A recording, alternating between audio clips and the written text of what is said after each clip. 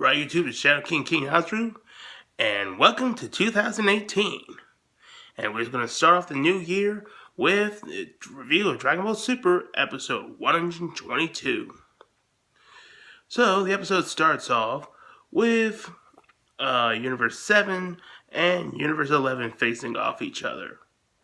Much like the old Dragon Ball Z days, where they would just stare at each other, and stare at each other, and stare at each other until the point where you're thinking in your head, get on with it and punch someone already.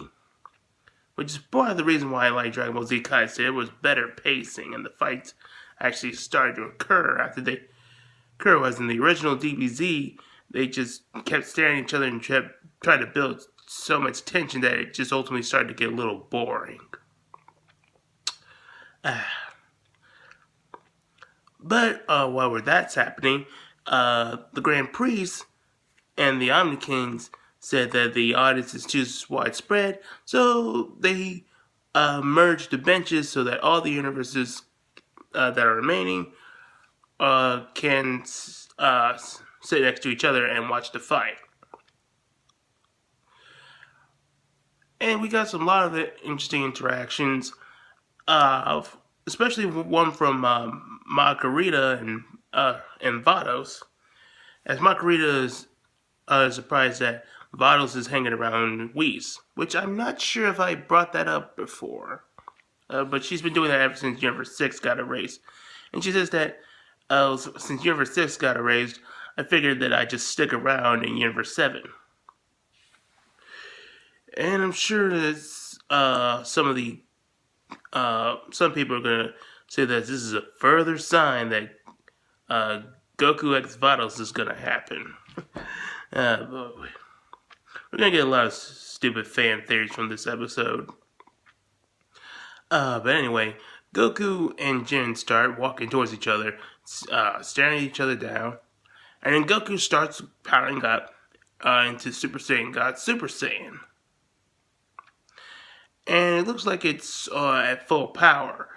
And no, I'm not saying it's just like how it is in Toyotaro's stupid manga, where he used the exact same process that was used while Super Saiyan God Super Saiyan in the first place, in fact, in Resurrection of F, to get a mastered Super Saiyan God Super Saiyan, even though it still causes you harm to use it, so it's technically not mastered. No, I just think it's just that he regained his full strength, and he starts trading blows with Jiren. And Goku, despite not being in the Ultra Instinct state, is able to at least fend off Jiren's attacks for a little bit. So even without the usage of Kaioken, so it looks like he's done some improvement. He's gotten used to the way Jiren fights.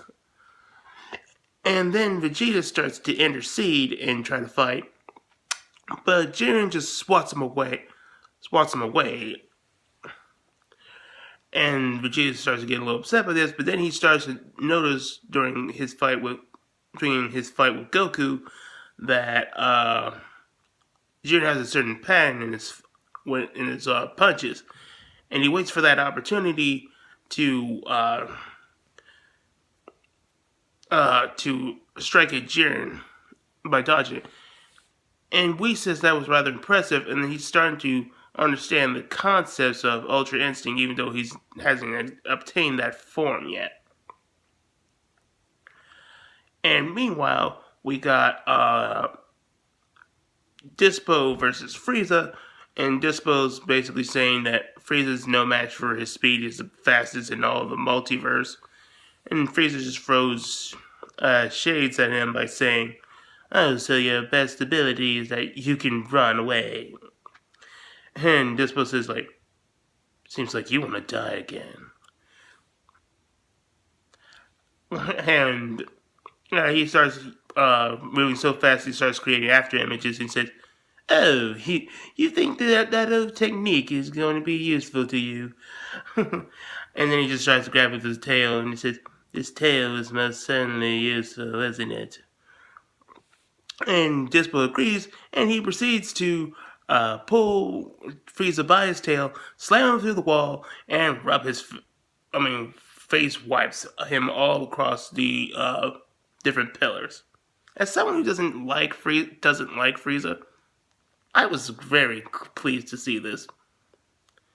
And though it may not be likely, part of me wants to hope that Dispo eliminates Frieza, even though it would kind of hurt the narrative. I'm willing to risk it. But anyway, we cut to Toppo fighting Gohan and Android 17, and not much to gain from here, but just they fight him, and Gohan fires Kamehameha at Toppo, and it doesn't do anything to him. I mean, he just shrugs it off like it was nothing. So yeah, that was pretty much it. So we just pretty much reestablishing that Toppo is no joke. He may not be on Jiren's level, but he is a candidate for a god of destruction for a reason. And then we cut back with Vegeta and Jiren, and Vegeta continuously tries to hammer at Jiren with Jiren on the defense until Jiren tries to attack again, and Vegeta decides to kick him in the stomach. And then but then Jiren starts to get back the upper hand again, and even shoots a ki blast at Vegeta's stomach, which does some serious damage to him and even takes him out of Super Saiyan God Super Saiyan. And Jiren then comments that your fighting style is arrogant. There's no purity in your self-righteous style. I mean, in your self-righteous fists. So, we are getting a little bit of insight towards Jiren's. I mean, Jiren has shown to be a little bit cocky, as he felt that after he defeated Goku and Hit, that there wouldn't be anyone left to oppose him, and he just ignored Goku still being in the ring instead of trying to eliminate him while he had the chance. And things like that. But he's not to the same level of arrogance as, like, Vegeta. And we also got this one bit where when he was fighting with Goku, where he's wanting to know why is Goku so compelled to fight Jiren, and Goku says that he just wants to fight really strong people, and he doesn't even know what he's going to wish for yet. And Jiren says that you may seek to be just to become stronger, but I seek something beyond strength.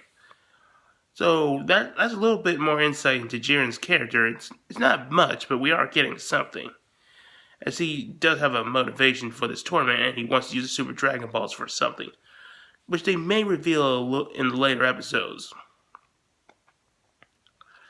But going back to Jiren just put Vegeta back in his place, Vegeta goes back up and says that, yeah, he's arrogant, but his arrogance is what drives him to be a better fighter, quote unquote. Well, I'll give Vegeta this. At least he's self-aware of how completely conceited he is. And Vegeta then proceeds to go back into Super Saiyan God Super Saiyan and powers up his final flash attack and wonders if Jiren is going to try to run away or anything. And Jiren says, no, you fire that thing. I'll tank it and make you prove to you that you don't have shit on me. And then Vegeta proceeds to do the final flash, doing some massive damage to the arena, and even almost hitting the audience. Good job, Vegeta. But, however, the force of the attack was so great that it did cause Jiren to collapse on the floor. And Vegeta, much like in the Cell Saga, started laughing, thinking that he's started finally triumphed and proving that Jiren is not invincible. But like the Cell Saga, Vegeta counted his eggs before they hatched, and he left himself wide open for Jiren's attack, which he proceeds to fire it at Vegeta, causing him to be caught in this dome that was full of ki and electricity, and it was just shocking him. And then he fires it off, and it caused Vegeta to go to the other side of the arena and be in a huge crater, and he's pretty much out cold. I mean, his eyes are still open, but he's pretty much out cold, and his eyes are just puke.